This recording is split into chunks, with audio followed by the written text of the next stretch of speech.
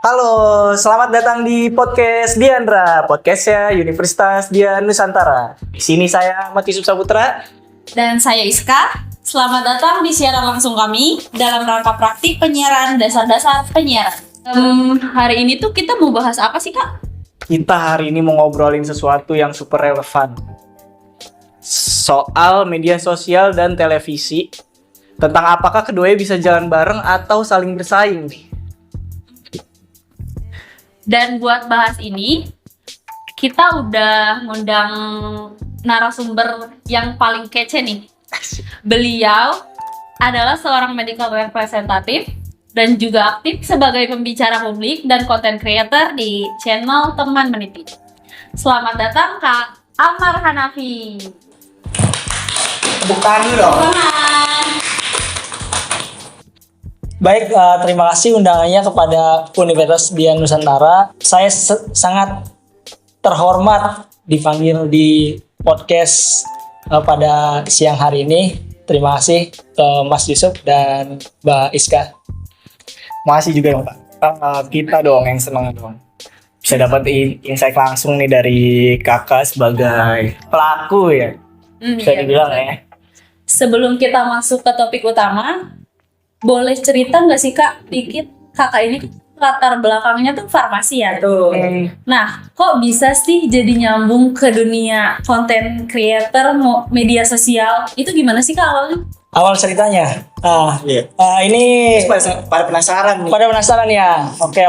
Jadi memang betul latar belakang saya itu farmasi, lebih tepatnya S1 farmasi.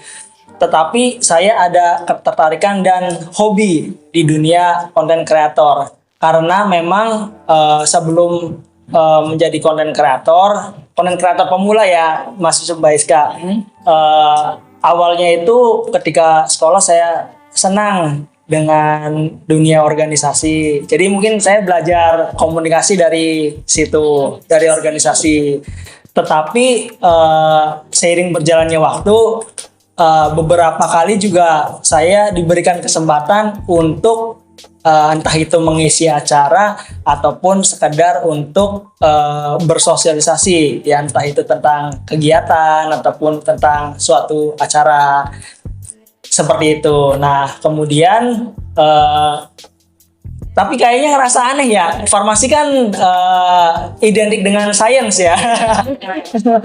Memang ya bertolak belakang ya. Iya.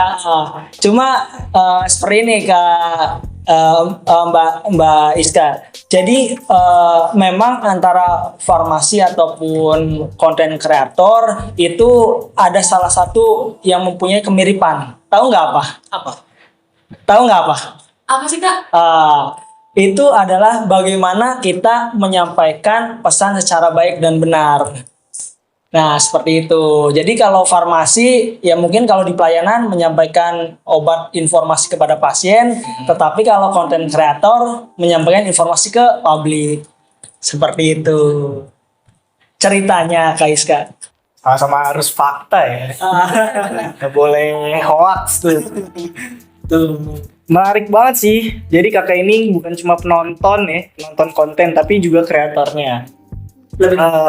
Pasti punya pandangan yang beda soal dunia media sosial, ya kan? Tentang media sosial, tentu saya sedikit banyaknya memiliki sudut pandang saya sendiri, Mas Yusuf. Bisa diceritain tentang media sosial ya dan televisi. Nah, untuk media sosial dan televisi memang seiring berjalannya waktu media itu selalu berkembang. Yang tadinya kita hanya menonton TV yang dimana dengan kegiatan secara langsung, tetapi sekarang itu kita bisa menonton kapan saja, di mana saja, dan dimanapun seperti itu. Dimanapun kita berada ya. Ya. Nah kalau tadi kan kita udah tahu nih kakaknya ini tuh anak medsos banget nih ya.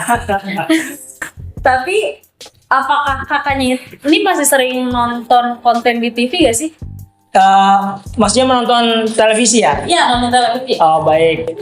Kalau menonton televisi, sejujurnya untuk saat ini ya, tidak. Karena memang saya itu dikontrakan tidak ada televisi ya. Itu cuma seperti ini Mbak. Kalaupun menonton ya mungkin ya masih lah, tapi lewat beberapa kali lewat channel streaming gitu. Karena kan sekarang di video sudah lengkap kan.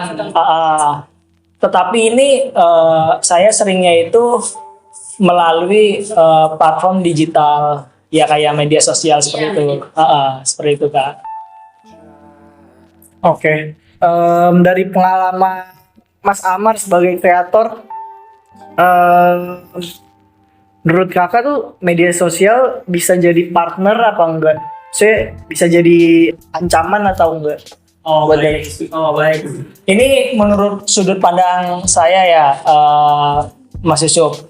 Jadi menurut saya untuk media sosial itu bisa menjadi ancaman jika ada jikanya nih Kak, ada jika nih ya, jika televisi itu tidak bisa beradaptasi dengan perkembangan zaman. Misalkan contoh generasi, ambil kita contoh ya, boomers, Gen X, Gen millennials, Gen Z, sekarang gens apalagi lah, nanti banyak pokoknya gens ya. Nah kalau misalkan televisi menyiarkan siaran yang monoton, sedangkan kita Gen Z itu ya tahu sendirilah pengennya yang interaktif, Gen Z yang sesuai dengan minat dan bakat gitu. Otomatis televisi bakalan tergerus oleh zaman dan kemungkinan, tapi yang nggak tahu juga banyak channel-channel ya di TV itu yang siaran yang akan gulung tikar seperti itu. Namun ada namunnya nih Kak, kalau misalkan televisi itu bisa beradaptasi, adaptif lah. Tidak menutup kemungkinan televisi itu semakin bagus dan semakin bisa berkolaborasi. Kita ambil contoh, banyak sekarang channel-channel itu yang diklip. Oh iya, tahu kan ya? Diklip. Jadi kayak contoh saya sering nonton Lapor Pak gitu ya. Itu kan seru banget ya Lapor Pak ini. Nah, saya justru banyak melihat klip-klipannya itu dari TikTok, dari YouTube, dan itu nantinya terintegrasi ke channel Lapor Pak itu sendiri, dan nantinya saya akan menonton full. Ambil contoh seperti itu. Berarti perkembangannya itu lebih ke isi ya? Isi siaran TV-nya? Ya, lebih ke isi. Kalau pandangan dari saya, isi itu ya ini kan termasuknya popularitas berarti ya. Kuat konten yang dibawakan si televisi itu ya. Namun secara garis besar, kalau menurut saya itu perlu adanya pendistribusian konten sehingga orang-orang yang belum tahu mengenai channel itu nanti akan datang ke channel televisi itu karena tadi potongan klip-klip video YouTube, TikTok seperti itu. Ya bisa, maksudnya dari nonton klip itu bisa ke TV karena menarik tuh lihat klipannya. Iya, akhirnya yang tadinya itu kayaknya ini cuma scroll, ternyata nonton beberapa detik tertarik, akhirnya biasanya menonton yang video fullnya. Yang penasaran ya. Berarti bisa saling memanfaatkan tuh dari media sosial sama televisi. Iya, tadi bisa jadi ancaman ketika tidak bisa beradaptasi, menjadi sangat berguna dan maju ketika bisa berkolaborasi seperti itu. Mas Yusuf. Kalau boleh prediksi nih ya, Kak. 5-10 tahun ke depan tuh kira-kira TV itu masih bisa relevan gak sih? Bakal bentuknya tuh kayak gimana gitu? Baik Mbak Iska, ini kayaknya saya disuruh jadi cenayang nih ya. Gak apa-apa. Menurut saya aja ya. 5-10 tahun ke depan. Iya, 5-10. Pandangan saya ke televisi masih. Kenapa bisa seperti itu? Karena televisi itu sebenarnya masih menarik menurut saya. sangat menarik. Kenapa saya bilang kayak gitu? Coba kita ini berandai-andai ya, Iya. ya ke depan ya. Kita menonton TV secara bersamaan di debat politik misalkan. Biasanya kan ditayangin ya. Nah itu biasanya kita pengen menonton sendiri apa secara bersamaan biasanya? Kalau TV barengan sih. Iya, biasanya kan barengan seperti itu. Jarang orang yang menonton itu ya sendirian gitu atau nanti ya nonton ulangannya aja gitu. Rata-rata pengennya itu bareng dan live gitu. Kemudian siaran bola. Siaran bola kan Mbak Iska. Jarang orang itu kalau misalkan semifinal atau final itu menonton sendirian. Pengennya itu Iya, bareng-bareng. ya bareng teman, bareng keluarga, seru-seruan gitu. Iya. Nah kemudian breaking news. Iya kan, breaking news jarang orang yang apa ya? Kayak aku nonton ulangannya aja deh. Kayaknya jarang banget itu. Namanya juga breaking news gitu. Ada mungkin ya. Iya, karena kan berita terbaru, otomatis kita harus update, kita harus bisa cepat menangkap informasi secara cepat seperti itu. Menurut saya 5-10 tahun itu TV masih menarik untuk hal-hal yang sifatnya itu kredibilitas, konkret dan secara bersamaan. Oke, sekarang mau tanya lebih ke kreator. Kakak kan sekarang konten kreator ya? Masih pemula sih. Masih pemula. Baru-baru aktif bikin konten. Tantangan terbesarnya buat bangun audiens nih di media sosial sekarang. Buat bangun audiens ya. Iya. Tentunya adalah niche atau kepercayaan publik ke channel yang kita tonton. Seperti itu. Kenapa saya bilang seperti itu? Karena memang kalau kita hanya mencari views, otomatis gampang. Saya yakin saya percaya itu gampang. Karena memang kalau mencari niche atau mungkin loyalis orang yang menonton channel kita karena ada daya tarik atau keunikan sendiri, itu sangat susah. Karena saya pribadi juga sudah mengalami hal tersebut gitu. Kalau kita membangun viewers gitu, kita udah share aja ke teman gitu, ke WhatsApp, ke Instagram, pasti orang bakalan ngeklik. pasti Kak, pasti bakal ngeklik. Pasti ngeklik. Nah tapi kan tidak tahu penonton itu apakah sesuai dengan niche atau yang penonton itu harapkan dengan channel yang kita buat. Misalkan contoh, channel saya kan teman meniti. Iya. Teman. Tahu kan teman artinya? Iya. Ya, teman kan, ya teman, kawan lah, sahabat. Meniti. Tahu kan meniti? Iya, dan Ya. progres lah ya. Iya, progres. Nah, jadinya di mana channel saya ini ingin memberikan motivasi ataupun inspirasi bahwasanya orang-orang yang memasuki quarter life crisis lagi pada sedang meniti ataupun berjuang, ya termasuk kita ini. Ya kan Kak? Iya betul kan? Enggak mungkin, ya mungkin ada gitu yang umur kayak kita itu udah jadi miliarder, udah financial freedom, tapi kan rata-rata tahu sendiri pada sedang berjuang. Nah makanya kami membuat channel itu supaya bisa membangun atau membersamai gitu, bahwasanya kamu tidak sendirian loh. Kamu tidak sendirian loh gitu, ada kita gitu ya, saling meniti bersama. Iya. Seperti itu. Nah tadi balik lagi, menurut saya yang dibangun itu adalah niche atau gimana caranya viewers kita itu loyal, sehingga kita update langsung nih, ada notice, langsung ditonton seperti itu. Akhir nih Kak, buat teman-teman yang mau mulai bikin konten, ada tips dan triknya nih dari Kak Amar. Ada betul.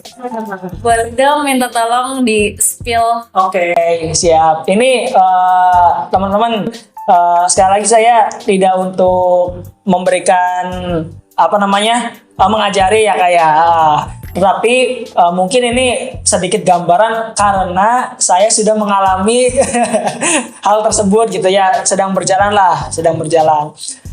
Jadi yang pertama adalah jangan membuat konten untuk dicari viralnya saja.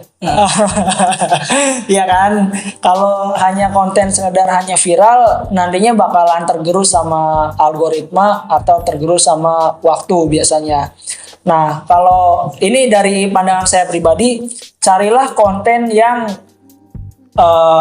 fondasi dulu dalam artian bermanfaat gitu. Kalau bisa tidak lekang oleh waktu. Satu itu.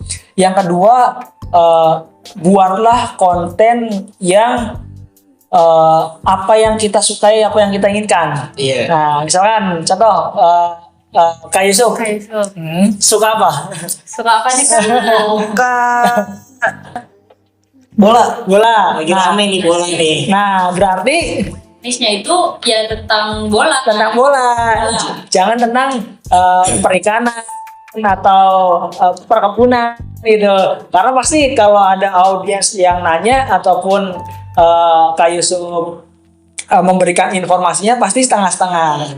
Nah, Kaiska sendiri Kebetulan sih saya juga sedang meniti si akun ini tuh niche-nya tuh yang satu itu. iya. Kebetulan di akun saya itu temanya itu tentang nature. Jadi kayak iya kayak alam. Pokoknya hiking. Boleh dilihat, boleh promosi, kok jadi promosi ya?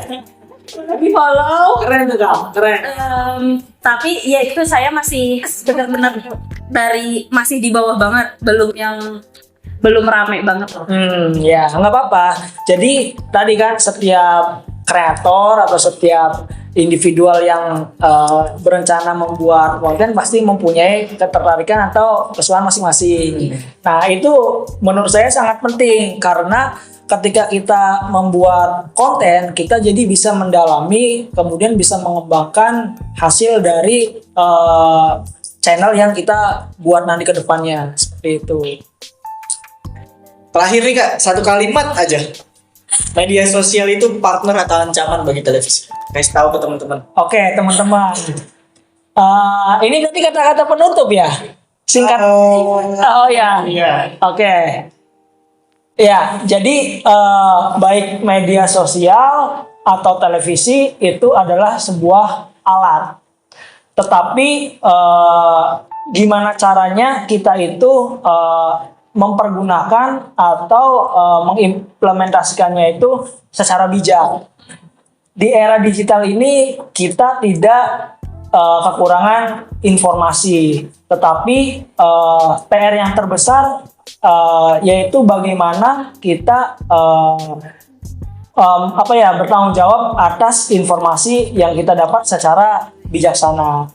Jadi mari kita jadilah penonton yang kritis dan juga kreator yang bertanggung jawab, seperti itu. Catat ya teman-teman, jadilah penonton yang kritis dan kreator yang Bertanggung jawab. jawab. Oke, terima kasih Mas Amar waktunya. Itu teman-teman obrolan kita hari ini. Kita bisa lihat bahwa media sosial dan TV itu punya hubungan yang kompleks, bukan sekedar siapa yang menang. Keduanya bisa saling ngelengkapin kalau misalkan dikelolanya dengan cerdas gitu. Kayak yang tadi dibilang sama Mas Amar. Jadi penonton yang kritis dan menjadi kreator yang bertanggung jawab. Oke, makasih banyak ya Kak Amar atas waktu dan insight-nya. Ini bermanfaat banget buat saya sendiri pastinya dan buat teman-teman semua yang menonton di rumah. Baik, sama-sama Kak Iska dan Mas Yusuf. Saya juga mengucapkan sangat terima kasih sudah diundang ke acara podcast Universitas Dian Nusantara. Semoga podcastnya bermanfaat dan bisa ditelaah value-nya secara seksama. Amin. Buat kalian Yang udah nonton, makasih. Jangan lupa komen-komen ya. Sampai jumpa. Saya Iska. Saya Yusuf. Tapi pamit undur diri. Bye.